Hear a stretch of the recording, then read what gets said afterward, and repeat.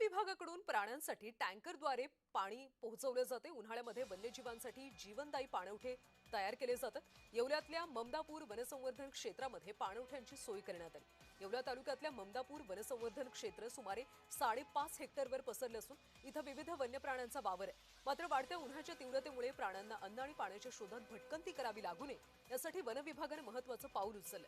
या पाणवठ्यांमध्ये पाणी कमी होऊ लागल्याने टँकरद्वारे नियमित पाणी सोडलं जातं। याच वनक्षेत्र परिसरातून याचा आढावा घेतलाय आमचे प्रतिनिधी नरेंद्र पटाव यांनी।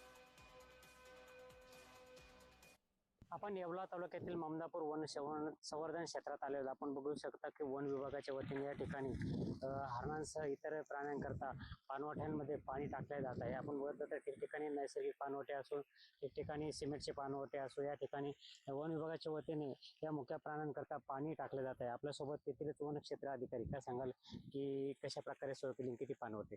आमच्याकडे टोटल आपल्या ममदापूर संवर्धन राखीव मध्ये 25 पाणवठे आहे। त्याच्यामध्ये 10 पाणवठे सोरल बोरवेल आहे, काही 7-8 पाणवठे असे आहे की ते कृत्रिम आहे आणि नैसर्गिक पाणवठे 10 ते 12 नैसर्गिक आहे।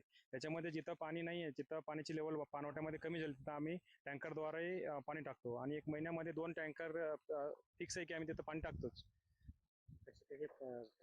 आपल्या पाणवठ्यामध्ये काळवीट, तरस, लांडगे, खोकड, निलगाय, सायाळ असे विविध प्रकारचे प्राणी येतात आणि पक्षी सुद्धा, मोर आणि ब्लू आपला लांडोर। एकूणच बघितलं तर विविध पक्ष्यांसह प्राणी या पाणवठ्यांवर पाणी पिण्यासाठी येत असल्याने नक्कीच वन विभागाकडून या प्राण्यांची तहान भागवली जात आहे। नरेंद्र पटाव, जय महाराष्ट्र न्यूज, येवला।